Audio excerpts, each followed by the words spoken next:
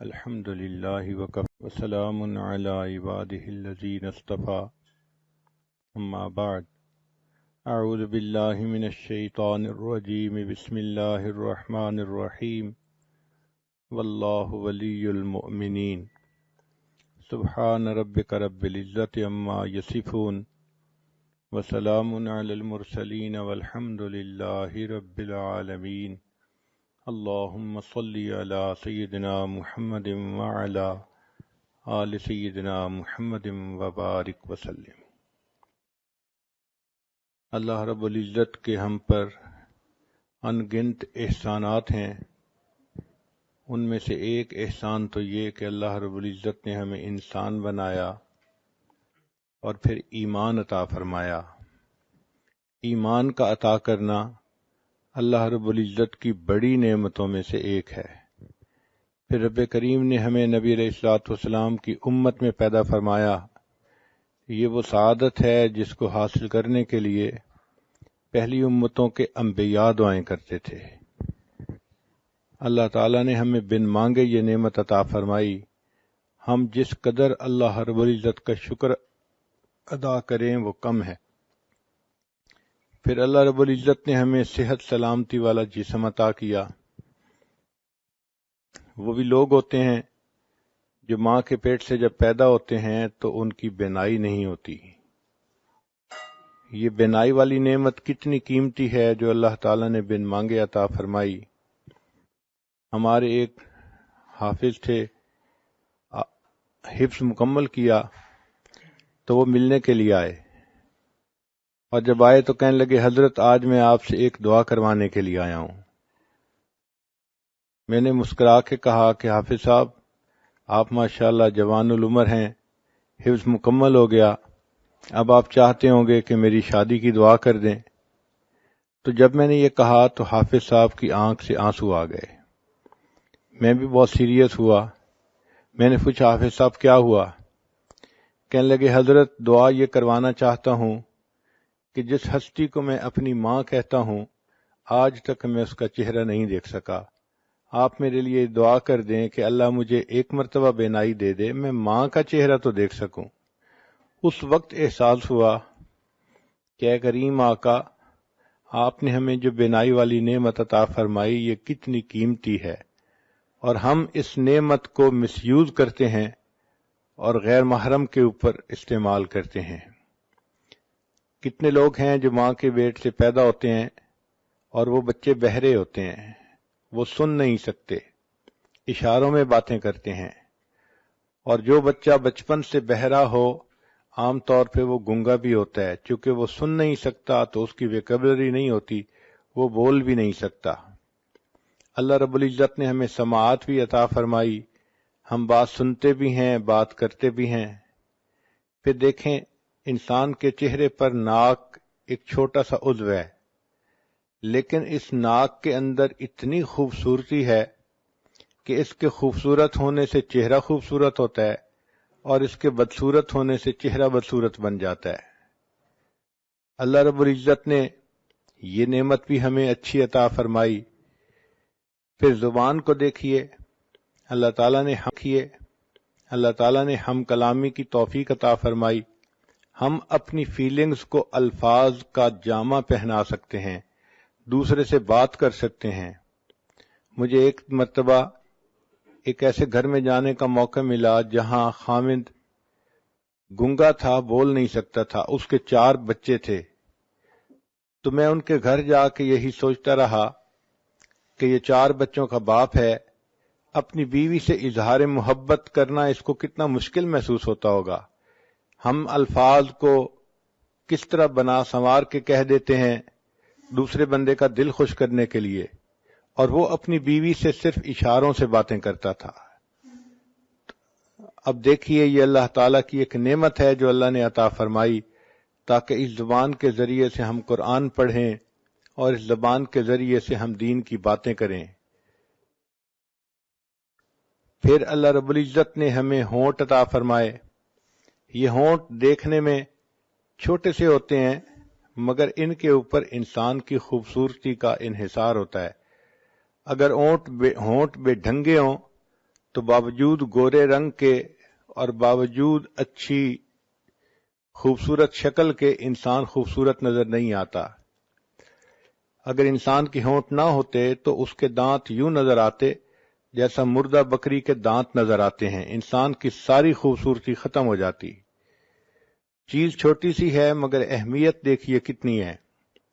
اللہ رب العزت نے ہمیں ہاضمے کی نعمت عطا فرمائی، یہ بھی اللہ تعالیٰ کی نعمتوں میں سے ایک بڑی نعمت ہے۔ ایک آدمی کے پاس 100 بھینسیں تھیں لیکن وہ خود بھینس کا دودھ نہیں پی سکتا تھا، اس لیے کہ دودھ کے پینے سے اس کو ایک بیماری ہو جاتی تھی۔ کتنے لوگ ہیں جو لیکوڈ ڈائٹ پہ رہتے ہیں اور سالڈ چیز نہیں کھا سکتے۔ ایک مرتبہ ایک عورت نے مجھے فون کیا، حضرت میرے لیے دعا کریں، میرے معدے میں السر ہے، میں سارے مہمانوں کے لیے اچھے اچھے کھانے بناتی ہوں مگر پچھلے 7 سال سے میں صرف لیکوڈ پہ گزارا کر رہی ہوں، ایک لقمہ بھی میرے منہ میں نہیں گیا۔ ہمیں اللہ رب العزت نے ہاضمے کی صحیح نعمت عطا فرمائی، ہم اپنی خواہش کے مطابق کھاتے بھی ہیں پیتے بھی ہیں، ہمیں چاہیے کہ ہم اس پر بھی اللہ رب العزت کا شکر ادا کریں۔ پھر ہاتھوں کی نعمت اللہ نے عطا فرمائی، یہ کتنی بڑی نعمت ہے جس سے کہ ہم دنیا کے سارے کام کرتے ہیں۔ ایک مرتبہ حرم شریف میں نے ایک بندے کو دیکھا، اس کے دونوں بازو کندھوں سے کٹے ہوئے تھے، تو وہ آگے ہی صف میں بیٹھا ہوا تھا نماز پڑھنے کے لیے۔ عجیب بات کہ میں یہی سوچتا رہا، یا اللہ اس کے دونوں بازو ہی نہیں ہیں، یہ اپنے کپڑے کیسے پہنتا ہوگا، یہ اگر واش روم جاتا ہوگا تو اپنی طہارت کیسے کرتا ہوگا، اللہ جب یہ سوتا ہوگا تو یہ رات کو اپنی رضائی کمبل کو کیسے سیدھا کرتا ہوگا۔ اس کے دونوں ہاتھ نہیں تھے۔ اس دن ایسی عجیب کیفیت ہوئی کہ میں بہت دیر اس بات پہ روتا رہا کہ اللہ آپ نے ہمیں یہ نعمتیں دیں، کاش کہ ان نعمتوں کو ہم آپ کی تعمیل میں استعمال کر سکتے۔ پھر ایسا بھی ہوتا ہے کہ بعض لوگوں کے پاؤں نہیں ہوتے، چنانچہ ایک صاحب کے پاس جوتے نہیں تھے، وہ ظہر کی نماز پڑھ کے جب نکلے تو ننگے پاؤں ان کو دھوپ پہ چلنا پڑا، پاؤں جل رہے تھے اور وہ اپنے دل میں یہ شکوہ کر رہے تھے کہ یا اللہ میں تو تیری نماز پڑھنے کے لیے مسجد میں آیا اور آپ نے مجھے جوتے بھی نہ دیے۔ ابھی ان کے دل میں یہ شکوے کی کیفیت تھی کہ انہوں نے دیکھا ایک نوجوان آ رہا ہے اور اس کے پاؤں ٹھیک نہیں ہیں، وہ بیساکھیوں کے بل چل کے آ رہا ہے، تو ان کے دل پہ چوٹ پڑی اور انہوں نے یہ دعا مانگی کہ یا اللہ میں تو جوتے کی وجہ سے رو رہا تھا اور یہ شخص تو اپنی ٹانگوں سے ہی محروم ہے، کم از کم آپ نے مجھے ٹانگیں تو دیں۔ تو ہم اس چیز کا احساس نہیں کرتے اللہ نے ہمیں کتنی نعمتوں سے نوازا ہے۔ چنانچہ ایک شاکر انسان کو چاہیے کہ اللہ رب العزت کی ان تمام نعمتوں کا شکر ادا کرے، ان اعضاء کو اللہ تعالیٰ کی فرما برداری میں استعمال کرے، شریعت کے مطابق اپنی زندگی بنائے۔ اللہ تعالیٰ عورت سے چاہتے ہیں کہ یہ اپنے فرض ادا کرے، اپنے خاوند کو خوش رکھے، بچوں کی تربیت کرے اور یہ اللہ تعالیٰ کی شکر گزار بندی بنے، اپنی عزت و ناموس کی حفاظت کرے۔ رب کریم نے فرشتوں کو پیدا کیا، ان کو عقل تو دی مگر شہوت نہیں دی۔ اللہ تعالیٰ نے جانوروں کو پیدا کیا، ان کو شہوت دی مگر عقل نہیں دی۔ انسان کو اللہ نے پیدا کیا، اس کو شہوت بھی دی عقل بھی دی، مگر کام یہ دیا کہ تم اپنی عقل کی وجہ سے اپنی شہوت کو کنٹرول میں رکھو۔ چنانچہ ہر انسان کو اور ہر جاندار کو اللہ تعالیٰ نے حفاظت کے لیے کچھ نہ کچھ عطا کیا ہے۔ ایک تو اللہ نے انسان کی حفاظت کے لیے فرشتوں کو متعین کیا۔ حدیث پاک میں آتا ہے اگر فرشتے انسان کی حفاظت نہ کرتے تو جن انسان کو دنیا میں زندہ ہی نہ رہنے دیتے۔ یہ اللہ کا فضل ہے کہ فرشتے انسان کی حفاظت کرتے ہیں اور اسے جنوں سے بچاتے ہیں۔ پھر اللہ رب العزت نے اپنی حفاظت کے لیے ہر چیز کو کچھ نہ کچھ عطا کیا۔ مثلا شہد کی مکھی کو ڈنک دیا، جو آدمی بھی شہد کے چھتے میں سے شہد نکالنا چاہے تو مکھی اس پر حملہ کرتی ہے۔ بچھو کو بھی ڈنک عطا کیا۔ اللہ تعالیٰ نے سانپ کو اپنے بچاؤ کے لیے زہر دیا۔ اللہ تعالیٰ نے شیر کو دانت دیے، اسی طرح ہپو کو بھی اللہ نے دانت عطا فرمائے۔ بکرے کو اللہ تعالیٰ نے سینگ عطا فرمائے، کوئی بکرے کے قریب جائے تو وہ سینگ سے اس کا مقابلہ کرتا ہے۔ بعض جانوروں کو اللہ تعالیٰ نے دم عطا کی، ہاتھی کو اللہ تعالیٰ نے سونڈ عطا کی، اونٹ کو اللہ تعالیٰ نے پاؤں کی مضبوطی عطا کی۔ چنانچہ ہم نے ایک ڈاکومنٹری میں دیکھا کہ ایک جراف تھا، اس کے اوپر شیر حملہ کرنے کے لیے بھاگا تو اس جراف نے اپنی پچھلی دونوں ٹانگوں سے اس زور سے لات ماری کہ شیر کی کھوپڑی ٹوٹ گئی۔ تو اللہ تعالیٰ نے اپنی حفاظت کے لیے ہر چیز کو کچھ نہ کچھ دیا ہے۔ اسی طرح گدھے کے قریب جائیں تو وہ بھی لات مارتا ہے اپنی حفاظت کی خاطر۔ کسی کو اللہ تعالیٰ نے کانٹے عطا کیے، چنانچہ ایک جانور ہے جس کے جسم پر لمبے لمبے کانٹے ہوتے ہیں، اس کو کوئی بھی نقصان دینے والی چیز آئے تو وہ کانٹے اس طرح پھیلا لیتا ہے کہ کوئی اس کو نقصان پہنچا ہی نہیں سکتا۔ کچھوے کو اللہ تعالیٰ نے ایک ہڈی عطا کی جو اس کے پورے جسم کے اوپر ہوتی ہے، جب وہ خطرہ محسوس کرتا ہے تو اس ہڈی کے نیچے چھپ جاتا ہے۔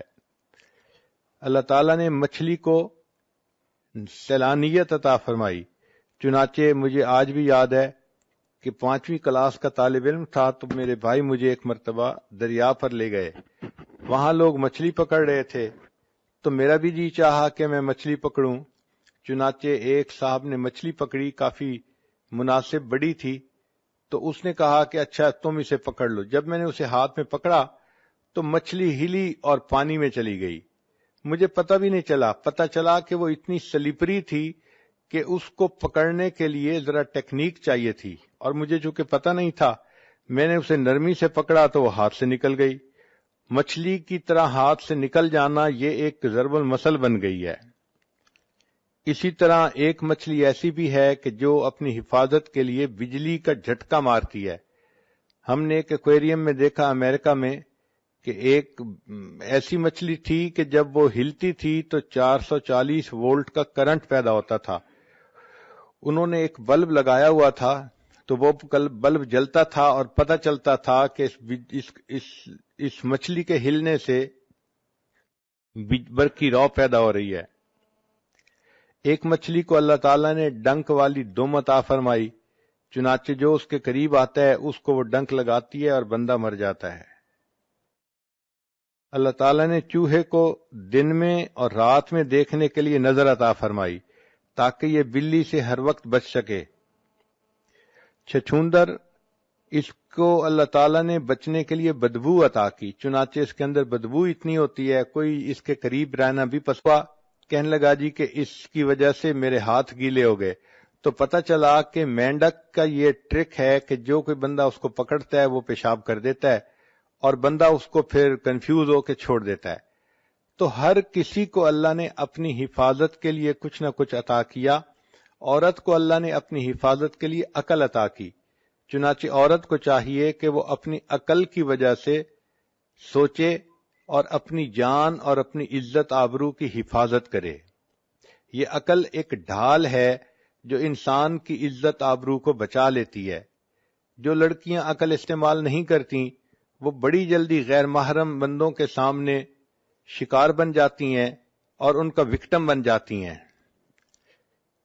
اللہ رب العزت نے عورت کو بہت خوبی دی ہے، کوئی مرد اس سے بات کرے اس کو بہت جلدی پتہ چلتا ہے کہ یہ کس اسٹیشن سے بول رہا ہے یا کس نیت سے بات کر رہا ہے۔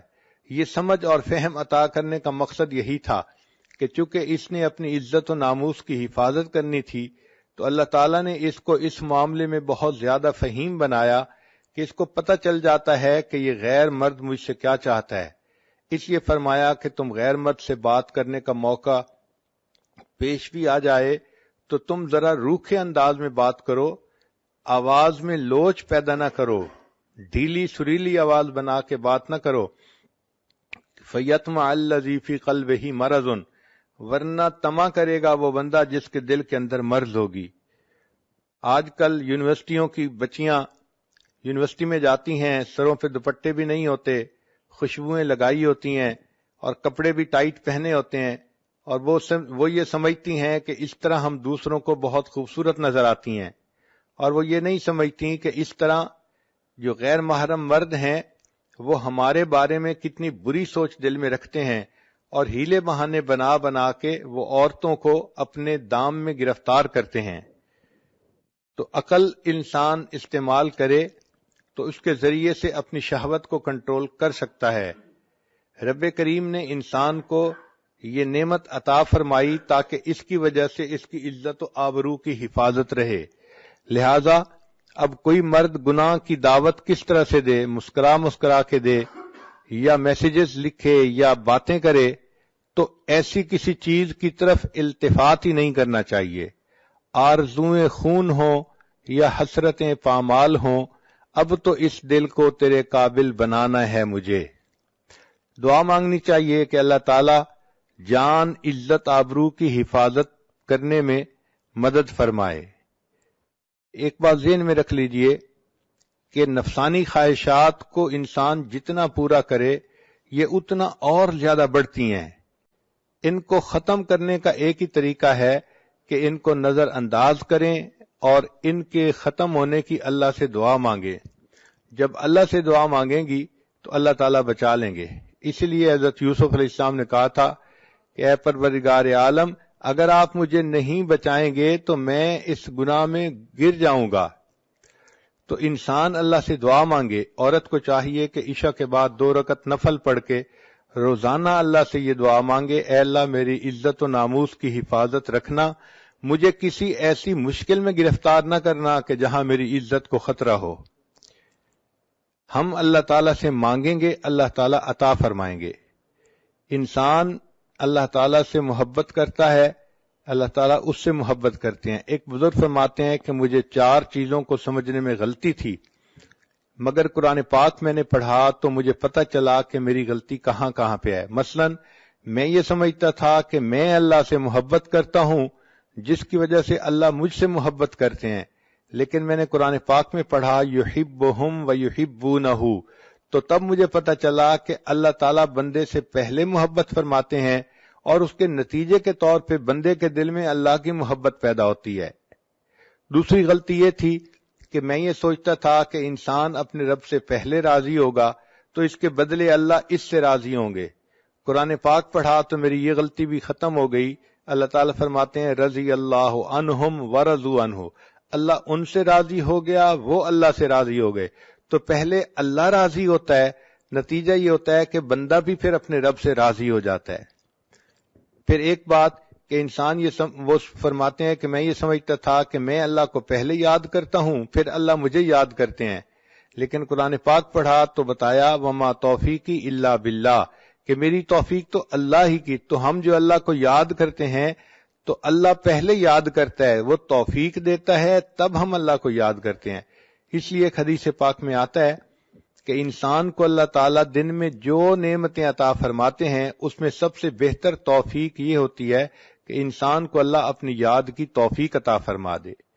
چوتھی چیز جو فرماتے تھے کہ میری غلط فہمی تھی کہ میں سمجھتا تھا کہ میں توبہ پہلے کرتا ہوں پھر اللہ میری توبہ کو قبول کرتے ہیں۔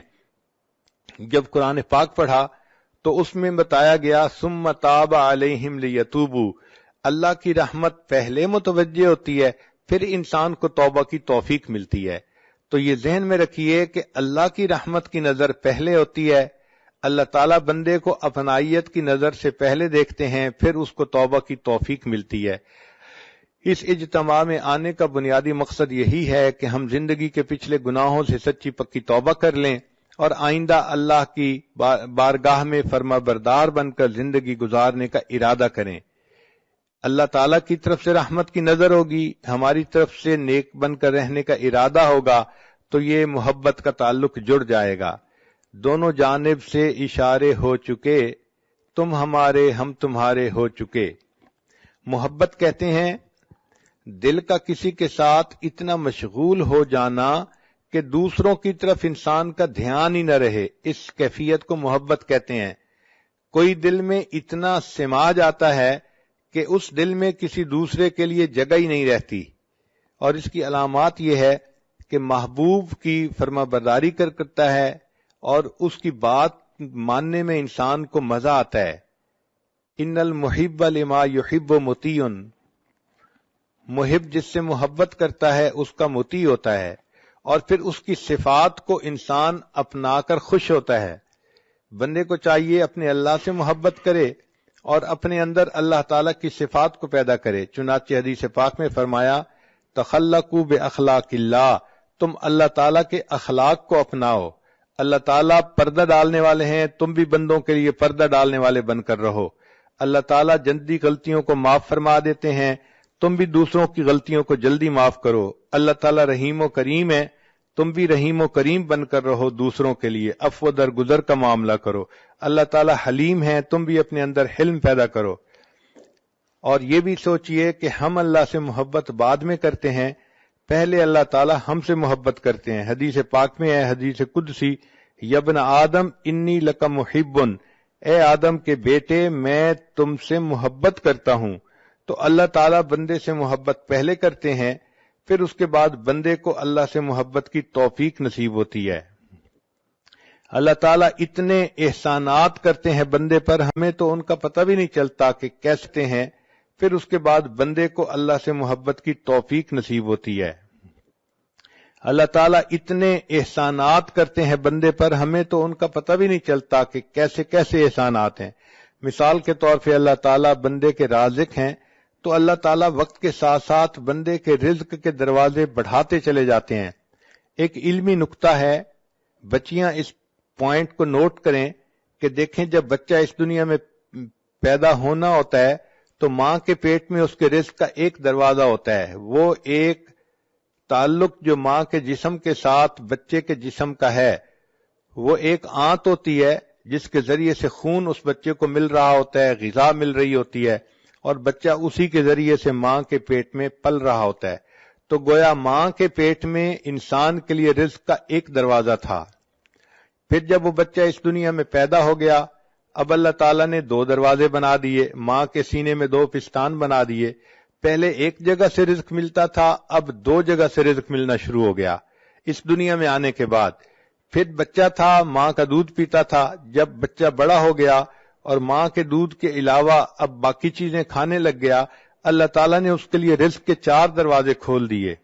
ایک دروازہ لحمیات کا یعنی گوشت کا، ایک اجناس کا یعنی گندم روٹی چاول وغیرہ کا، اور ایک مشروبات کا کہ اللہ تعالیٰ نے انسان کے لیے وہ بھی اسرا، اور ایک ثمرات کا یعنی پھلوں کا۔ تو یہ چار طرح کا رزق انسان کو جوانی میں ملتا ہے۔ ماں کے پیٹ میں ایک راستہ تھا، جب پیدا ہوا اور بچہ تھا تو سینے سے دو راستے بن گئے، پھر جب بڑا ہوا تو اللہ نے چار راستے بنا دیے۔ اور اگر یہ نیکی کی زندگی گزار کے اس دنیا سے جائے گا تو جنت کے 8 دروازے کھلیں گے، یعنی 8 راستے رزق کے جنت میں اس کو مل جائیں گے۔ تو دیکھیے وقت کے ساتھ ساتھ اللہ تعالیٰ کس قدر اپنی نعمتیں اس بندے پر بڑھاتے چلے جاتے ہیں۔ بندے کو چاہیے کہ اپنے اللہ کا فرما بردار بن کر زندگی گزارے۔ اللہ تعالیٰ بہت رحیم و کریم ہے، وہ بندے کو اپنی نعمتوں میں خوش دیکھنا چاہتے ہیں، اپنے بندے کو محروم دیکھنا پسند نہیں کرتے۔ امام غزالی رحمۃ اللہ علیہ نے لکھا ہے کہ جب بندہ کوئی گناہ کرتا ہے تو اللہ تعالیٰ کی زمین چیختی ہے اور پکارتی ہے کہ اے اللہ اگر آپ مجھے اجازت دیں تو میں اس بندے کو نگل جاؤں۔ اللہ تعالیٰ فرماتے ہیں اگر تم نے میرے بندے کو پیدا کیا ہے تو تم اس کو پکڑ لو، اور اگر میں نے پیدا کیا ہے تو میرے اور اس بندے کے درمیان دخل مت دو۔ ان اتانی نہارن قبلتہ، اگر یہ بندہ دن میں میرے پاس توبہ کے لیے آئے گا میں اس کو قبول کر لوں گا، وَإِنْ أَتَانِي لَيْلًا قَبِلْتُهُ، اور اگر یہ میرے پاس رات میں آئے گا توبہ کرنے تب بھی میں قبول کر لوں گا۔ لَوَجَدُ اللَّهَ تَوَّابًا رَحِيمًا، یہ اپنے رب کو تواب اور رحیم پائے گا۔ تو اللہ تعالیٰ بندے کو عذاب دینا پسند نہیں فرماتے، صرف اس وقت عذاب دیتے ہیں جب بندہ سرکشی کرتا ہے۔ قرآن مجید میں اللہ تعالیٰ فرماتے ہیں بلا من کسب سیئۃ واحاطت بہ خطیئتہ فاولئک اصحاب النار، جس کسی نے گناہ کیا اور اس کی خطاؤں نے اس کا احاطہ کر لیا۔ اس کا مطلب یہ ہے کہ چھوٹی موٹی غلطی پہ اللہ تعالیٰ بندے کو رسوا نہیں کرتے، جب بندہ غلطیوں میں گھیر جاتا ہے اور 24 گھنٹے وہ غلطیوں ہی کے جو ہے نا اعمال کرتا رہتا ہے، اللہ فرماتے ہیں فَأُولَئِكَ أَصْحَابُ النَّارِ، یہ ہیں آگ میں جلنے والے لوگ۔ چنانچہ ہمیں چاہیے کہ ہم دنیا میں اپنے گناہوں کی اللہ تعالیٰ سے معافی مانگ لیں. قیامت کا دن ایسا دن ہوگا کہ جب ماں بھی کوئی ایک نیکی نہیں دے گی. ایک حدیث پاک ذرا توجہ کے ساتھ سنیے. قیامت کے دن ایک بندہ ہوگا جس کو اللہ کے سامنے پیش کیا جائے گا اور اس کے نام اعمال میں نیکیاں بھی ہوں گی، گناہ بھی ہوں گے، مگر اس کی ایک نیکی کم ہوگی، ایک گناہ زیادہ ہوگا. رب کریم فرمائیں گے اے میرے بندے، اگر تیرے پاس ایک نیکی اور ہوتی تو تیری نیکیاں اور گناہ برابر ہو جاتے، پھر میں اپنی رحمت سے تمہیں جنت بھیج دیتا. اب چونکہ تمہاری ایک نیکی کم ہے لہذا تم ایک نیکی کہیں سے لے کر آؤ. وہ نوجوان بڑے خوشی خوشی اپنے ماں باپ کی طرف جائے گا، اپنی ماں سے نیکی مانگے گا. ماں کہے گی کہ نہیں، میں نیکی ایک بھی نہیں دے سکتی. وہ بچہ کہے گا کہ دیکھیں میں جہنم میں چلا جاؤں گا، میرے اوپر رحم کھائیے، اور آپ کے پاس تو نیکیاں زیادہ ہیں. ماں کہے گی اگرچہ نیکیاں زیادہ ہیں لیکن میں تمہیں اس وقت ایک نیکی بھی نہیں دے سکتی. پھر وہ بندہ اپنی بیوی سے نیکی مانگے گا، بیوی بھی انکار کر دے گی. پھر اپنے بھائی سے مانگے گا، وہ بھی انکار کر دے گا.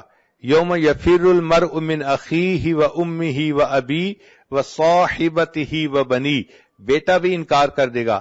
جب سب لوگ انکار کر دیں گے تو وہ بڑا ہی مایوس ہوگا کہ اتنے میرے لوڈ ون تھے اور آج ان کے پاس نیکیاں زیادہ بھی ہیں، یہ مجھے ایک نیکی دینے کے لیے تیار نہیں ہے.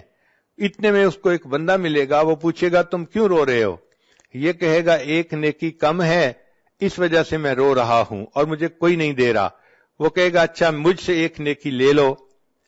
تو جب وہ نیکی دینے کے لیے تیار ہو جائے گا تو قیامت میں اعلان کیا جائے گا کہ ایک بندے نے اس کو ایک نیکی دے دی جس کی وجہ سے نیکی اور گناہ برابر ہو گئے اور اللہ نے اپنی رحمت سے اس کے لیے جنت کا فیصلہ کر دیا. جب یہ اعلان ہوگا اللہ تعالیٰ پوچھیں گے اے جبریل یہ کیا معاملہ ہے، کیسا اعلان ہے؟ جبریل علیہ السلام کہیں گے اللہ آپ کے ایک بندے نے اپنی ایک نیکی دوسرے کو دے دی. اللہ تعالیٰ اس نیکی دینے والے کو بلائیں گے اور فرمائیں گے کہ تو کیسا سخی ہے کہ آج کے دن تو نیکی دوسرے کو دے رہا ہے. وہ کہے گا یا اللہ میرے نام اعمال میں ایک ہی نیکی تھی اور کوئی تھا ہی نہیں، اور میں نے تو جہنم جانا ہی تھا، میں نے سوچا میں تو جا ہی رہا ہوں، چلو میری نیکی دینے سے یہ بچ جاتا ہے تو میں اس کو بچا لوں.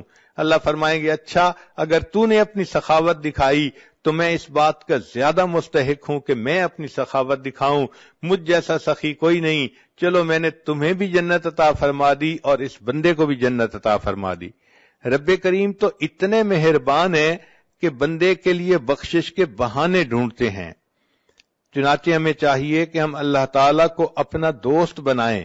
جو قرآن مجید کی آیت پڑھی ہے واللہ ولی المؤمنین، اللہ دوست ہیں ایمان والوں کے.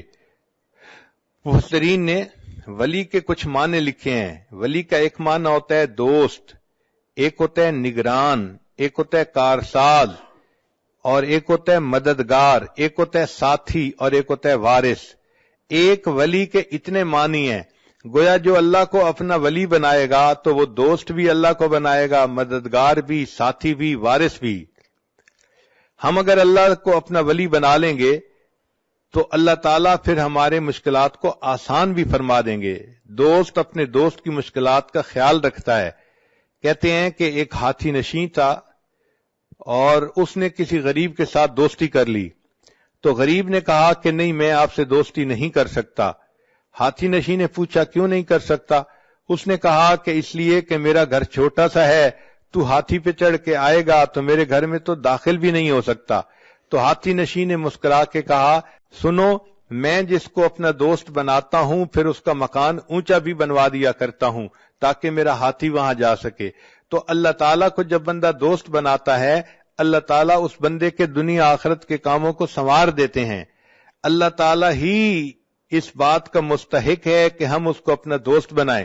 نوجوان بچیاں یہ بات ذہن میں بٹھا لیں. ان کے ذہنوں میں یہ ہوتا ہے میرا کوئی دوست نہیں، میں اکیلی ہوں، میں تنہا ہوں، میں مس کرتی ہوں. وہی دیکھیے اللہ کو دوست بنائیے. جب اللہ کو دوست بنائیں گی تو پھر کسی کو مس کرنے کی ضرورت بھی نہیں ہوگی. ہوا معکم اینما کنتم، وہ پروردگار تمہارے ساتھ ہوگا تم جہاں کہیں بھی ہوگے. اور جتنا اللہ تعالیٰ وفا کرتے ہیں اتنا کوئی دوسرا وفا نہیں کر سکتا. اس لیے مخلوق کو دوست بنائیں گی تو مخلوق سے بے وفائی دیکھیں گی. مخلوق مطلب کی ہوتی ہے، مطلب نکلا اور تو کون اور میں کون ناواقف ہو جاتے ہیں. اللہ تعالیٰ کو دوست بنائیے. جس نے اللہ کو دوست بنا لیا اللہ تعالیٰ اس بندے کے دنیا آخرت کے کاموں کو سنوار دیتے ہیں. تو آج کی اس مجلس میں یہ بات اپنے ذہنوں میں بٹھا لیجئے کہ محبت کے قابل فقط اللہ کی ذات ہے. مرنے والوں سے اور ڈھلنے والوں سے محبت کیا کرنی. عشق با مردہ نباشد پائیدار، عشق را با حی و با قیوم دار. مولانا روم رحمت اللہ فرماتے ہیں کہ مرنے والوں سے اور ڈھلنے والوں سے کیا محبت کرنی. اگر کرنی ہی ہے تو محبت اس سے کرو جو حی و قیوم ہے، ہمیشہ زندہ رہنے والا اور باقی رہنے والا ہے. تو انسان اگر اللہ سے تعلق جوڑتا ہے تو اللہ تعالیٰ اس بندے کے ساتھ نبھا کے دکھاتے ہیں. تو ہم اللہ کو اپنا دوست بنائیں. چنانچہ حضرت موسیٰ علیہ السلام کے پاس بنی اسرائیل کے لوگ آئے. اے اللہ کے نبی علیہ السلام، بڑا عرصہ ہوا بارش نہیں ہوئی، پانی کی قلت ہے اور جانور بھی پریشان ہیں، انسان بھی پریشان ہے، آپ دعا کیجئے. حضرت موسیٰ علیہ السلام نے فرما دیا کہ اچھا، ساری قوم کے لوگ باہر ویرانے میں آئیں اور میں دعا کرواؤں گا. چنانچہ حدیث پاک میں آتا ہے کہ 70,000 لوگ اکٹھے ہوئے. حضرت موسیٰ علیہ السلام نے خوب دعا مانگی، اللہ تعالیٰ سے گڑ گڑا کے فریاد کی، مگر بارش کے کوئی آثار نہیں تھے. جب کافی دیر دعا کرنے کے بعد بھی بارش نہ ہوئی تو موسیٰ علیہ السلام نے پوچھا، اے اللہ، آپ کا ایک نبی آپ سے اپنی امت کے ساتھ مل کے دعا کر رہا ہے اور آپ کی طرف سے قبولیت کے آثار ظاہر نہیں ہو رہے. رب کریم نے فرمایا کہ اس قوم کے اندر ایک بندہ ہے جو 40 سال سے میرے ساتھ لڑائی کر رہا ہے گناہ کے ذریعے سے، یعنی وہ گناہ کر کے میرے ساتھ گویا لڑائی میں لگا ہوا ہے اور اس کی وجہ سے میں بارش نہیں برسانا چاہتا. تو حضرت موسیٰ علیہ السلام کو اس بات پہ بڑا تعجب ہوا. انہوں نے اعلان کیا، اے لوگو، تمہارے اندر ایک ایسا بندہ ہے کہ جو 40 سال سے ایک گناہ میں مبتلا ہے اور اللہ تعالیٰ اتنے ناراض ہیں کہ اس کی موجودگی میں بارش نہیں دینا چاہتے. میں اس بندے سے کہتا ہوں کہ وہ یہاں سے نکل جائے اور اس کی وجہ سے دوسروں پر جو مصیبت آئی ہوئی ہے وہ ٹل جائے. حضرت موسیٰ علیہ السلام نے جیسے ہی یہ اعلان کیا تو تھوڑی دیر کے بعد بارش ہونے لگ گئی. حضرت موسیٰ علیہ السلام بڑے حیران کہ کوئی بندہ باہر نکلا بھی نہیں اور بارش بھی شروع ہو گئی، اور اللہ تعالیٰ فرماتے ہیں کہ اس بندے میں ایک بندہ ہے جو میرے ساتھ گناہ کے ذریعے جنگ میں لگا ہوا ہے. تو رب کریم صلی اللہ علیہ وسلم سے پوچھا کہ یا اللہ، یہ بارش کیسے ہوئی؟ اللہ تعالیٰ نے فرمایا کہ جس بندے کی وجہ سے بارش روکی گئی تھی اسی بندے کی وجہ سے بارش ہوئی. اے اللہ، اس کی وجہ سے بارش کیسے ہوئی؟ فرمایا کہ جب آپ نے اعلان کیا اس بندے نے اپنے دل میں سوچا کہ اے اللہ، اگر میں اس وقت لوگوں سے باہر نکل جاؤں گا تو میری رسوائی ہوگی، میں کسی کو چہرہ دکھانے کے قابل نہ رہوں گا. اے کریم آقا، آسیتک 40 سنۃ فامہلتنی، میں نے 40 سال آپ کی نافرمانی کی، آپ نے مجھے ڈھیل دے دی. جئتک تقیا فقبلنی، اے اللہ، کہنے لگا جی کہ اس کی وجہ سے میرے ہاتھ میرے ہاتھ گیلے ہو گئے. تو پتہ چلا کہ مینڈک کہنے لگا جی کہ اس کی وجہ سے میرے ہاتھ کہنے لگا جی کہ اس کی وجہ کہنے لگا جی کہ اس کی وجہ سے میرے ہاتھ کہنے لگا جی کہ اس کی وجہ سے میرے ہاتھ کہنے لگا جی کہ اس کی وجہ کہنے لگا جی کہ اس کی وجہ سے میرے کہنے لگا جی کہ اس کی وجہ کہنے لگا جی کہ اس کی وجہ سے میرے ہاتھ کہنے لگا جی کہ اس کی وجہ سے میرے ہاتھ گیلے ہو گئے.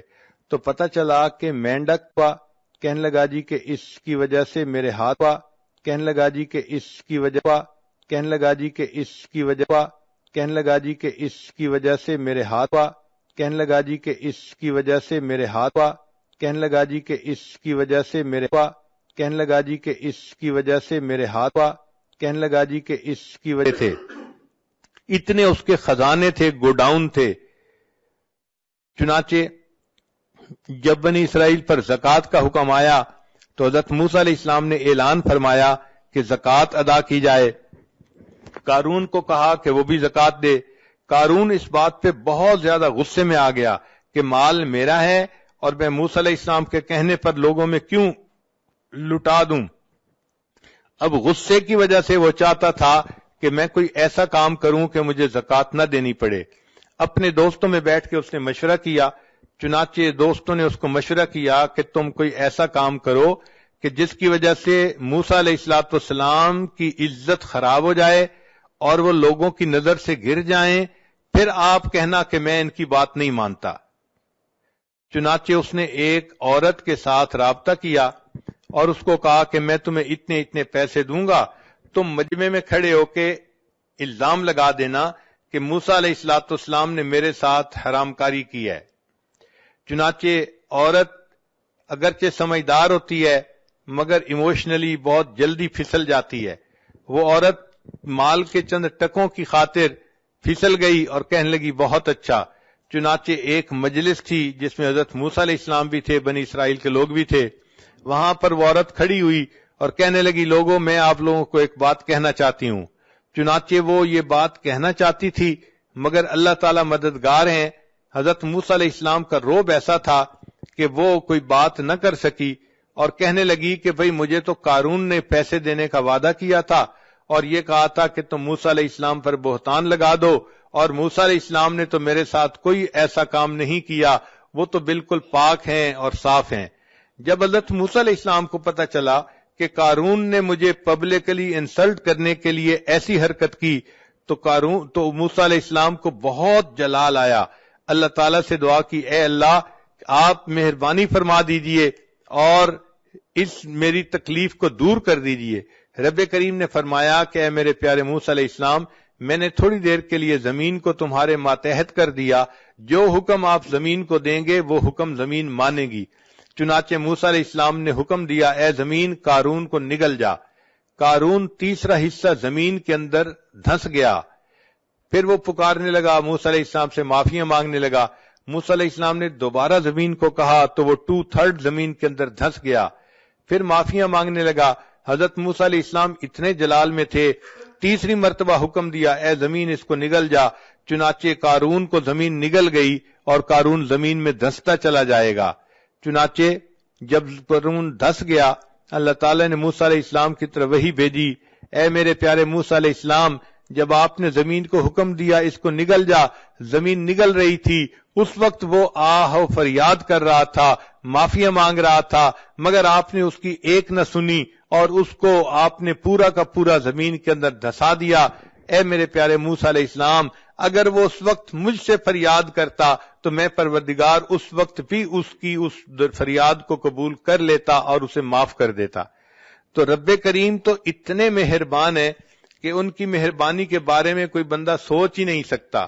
کتابوں میں لکھا ہے ایک بندہ بت پرست تھا. ایک رات اس کو کوئی کام تھا تو اس نے کہا کہ میں آج رات بت کی عبادت کروں گا اور دعا مانگوں گا. چنانچہ وہ ساری رات یا سنم کہہ کہہ کے پکارتا رہا، دعا مانگتا رہا. اس کے اوپر نیند کا غلبہ ہو گیا.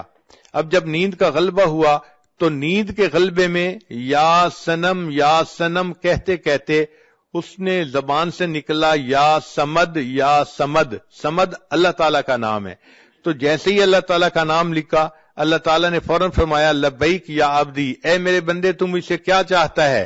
فرشتے حیران ہیں، اے اللہ یہ بت پرست ہے، یہ صنم کو پوجنے والا، یہ ساری رات صنم کو جو ہے پکارتا رہا. نیند کے غلبے کی وجہ سے آپ کا نام اس کی زبان سے نکل آیا اور آپ فوراً متوجہ ہوئے لبیک یا عبدی، میرے بندے بتاؤ تم کیا چاہتے ہو؟ اللہ تعالیٰ نے فرشتوں کو فرمایا کہ فرشتوں اس بندے نے بت کی پرستش کی، ساری رات بت کو پکارتا رہا اور بت نے کوئی جواب نہ دیا. اگرچہ میرا نام غفلت کی حالت میں اس کے منہ سے نکلا، اگر میں بھی جواب نہ دیتا پھر مجھ میں اور بت میں کیا فرق رہتا؟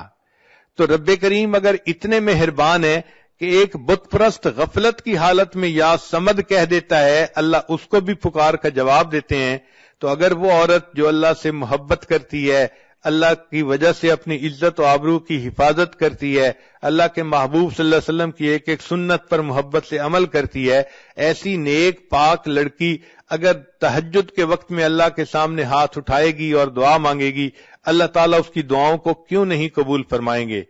اگر فرق ہے تو ہماری طرف سے ہے. عورت کو چاہیے کہ وہ اللہ کو اپنا وکیل بنائے، اللہ کو اپنا نصیر بنائے، اللہ کو اپنا ولی بنائے. حسبنا اللہ و نعم الوکیل نعم المولا و نعم النصیر۔ ایک تجربے کی بات یہ ہے کہ عام لڑکیاں اپنے خامند کو خوش کرنے کے لیے جتنے جتن کاٹتی ہیں، ہمارا یہ تجربہ ہے کہ اگر وہ اللہ کو منانے کے لیے اس سے آدھی بھی کوشش کر لیں تو اللہ تعالیٰ ان کو اپنا ولی بنا لے، ان کو اللہ تعالیٰ اپنی مقبول بندیوں میں شامل فرما لے۔ چنانچہ یک گیر محکم بگیر، ایک کو پکڑو اور مضبوطی سے پکڑو۔ آج دل میں عورتیں یہ فیصلہ کر لیں کہ ہم نے آج سے اپنے اللہ کو جو ہے اس کے در کو پکڑ لیا، اب ہم نیک بن کر رہیں گی، اللہ کو راضی کریں گی۔ دل و من لئی تیری بن گئی، اے اللہ میں نے دل سے یہ مان لیا کہ میں تیری بن گئی، چونکہ میں نے دنیا کی بے وفائیوں کو دیکھ لیا، دنیا والوں کی بے وفائیوں کو دیکھ لیا، اب میں صرف آپ ہی کی طرف رجوع کرتی ہوں۔ میرے آقا آپ ہی ہیں، میرے مالک، میرے خالق، میرے رازق آپ ہی ہیں، میں آپ ہی سے محبت کرتی ہوں اور اپنی ہر مصیبت میں آپ ہی کو مدد کے لیے پکارتی ہوں۔ جب ایک اللہ سے تعلق جوڑیں گی پھر دیکھنا کہ اللہ تعالیٰ کیسے کیسے اپنے بندوں سے نبھاتے ہیں اور ان کے لیے معاملات کو سیدھا کر دیتے ہیں۔ قرآن مجید میں ایک جگہ تذکرہ ہے کہ فرعون کی بیوی تھی آسیہ بنت مزاحم۔ ایک مرتبہ فرعون کو پتہ چلا کہ یہ موسیٰ علیہ السلام پر ایمان لے آئی تو وہ بہت خفا ہوا اور اس نے اپنی بیوی کو اپنے گھر سے نکال دیا۔ اب بیوی کو گھر سے نکال دینا یہ کوئی چھوٹی سزا نہیں ہوتی، اس عورت کی تو ایک دفعہ زندگی ہی تاریک ہو جاتی ہے۔ تو جب وہ اس کو ذلیل و رسوا کر کے گھر سے نکال رہا تھا تو اس وقت بی بی آسیہ نے اللہ سے یہ دعا مانگی، رب ابن لی عندک بیتا فی الجنہ، اے اللہ یہ فرعون تو مجھے اپنے گھر سے دھکے دے رہا ہے اور نکال رہا ہے اور میں بے گھر ہو رہی ہوں، اے اللہ اب اس کے بدلے تو مجھے جنت میں گھر عطا فرما دینا، رب ابن لی عندک بیتا فی الجنہ۔ تو جب اس نے یہ دعا مانگی اللہ تعالیٰ نے دعا کو بھی قبول کر لیا اور اس کا تذکرہ قرآن مجید میں بھی کر دیا۔ آج بھی عورتیں یہ آیات پڑھتی ہیں قرآن پاک میں کہ ایک بندی نے دعا مانگی تھی، اللہ نے اس کو اس کے بدلے جنت میں گھر کا وعدہ فرما دیا تھا۔ تو دیکھیں اللہ تعالیٰ اپنی بندیوں کی فریادوں کو کیسے سنتے ہیں اور اس کو کیسے پورا کرتے ہیں۔ ایک اور خاتون تھی جو نبی علیہ السلام کی صحابیہ تھی، ان کا نام تھا خولہ بنت ثعلبہ۔ یہ بڑھاپے کی عمر کو پہنچ گئی تھیں اور بڑھاپے کی عمر میں مرد جو ہے وہ بہت غصے میں جلدی آ جاتا ہے اور بات بات پہ غصہ کرتا ہے، حتیٰ کہ ہوا کو بھی گالیاں نکالتا ہے۔ چنانچہ کوئی بات ہوئی تو خامد نے غصے میں اس کو کہہ دیا کہ تم میرے لیے اس طرح ہے جیسے میری ماں ہوتی ہے۔ اب اس زمانے میں جب کسی کو یہ الفاظ کہہ دیے جاتے تھے تو عورت حرام ہو جاتی تھی اپنے خامد پر ان الفاظ کے کہنے سے۔ چنانچہ جب اس نے یہ الفاظ کہہ دیے تو خولہ بنت ثعلبہ پریشان ہو گئی کہ میرے خامد نے تو مجھے طلاق دے دی۔ اس نے سوچا چلو میں جاتی ہوں اور جا کر ہائی کورٹ میں اپیل کرتی ہوں۔ وہ نبی علیہ السلام کی خدمت میں حاضر ہوئی اور عرض کیا کہ اے اللہ کے حبیب صلی اللہ علیہ وسلم، میں اپنے خامد سے محبت کرتی ہوں، خامد مجھ سے محبت کرتا ہے، پتہ نہیں اس کو کیا ہوا، غصے میں آ کے اس نے مجھے یہ کہہ دیا کہ تو میرے لیے میری ماں کی مانند ہے، تو اب بتائیں کہ کیا میں اس کے لیے حرام ہو چکی ہوں یا نہیں؟ نبی علیہ السلام نے فرمایا کہ ہاں، جو اوپر توریت کے احکام آ رہے ہیں ان کے حساب سے تم اس پر حرام ہو چکی ہو۔ وہ چاہتی تھی کہ نبی علیہ السلام اس کو ویو آف کر دیں اور بتا دیں کہ نہیں تم حرام نہیں ہوئی۔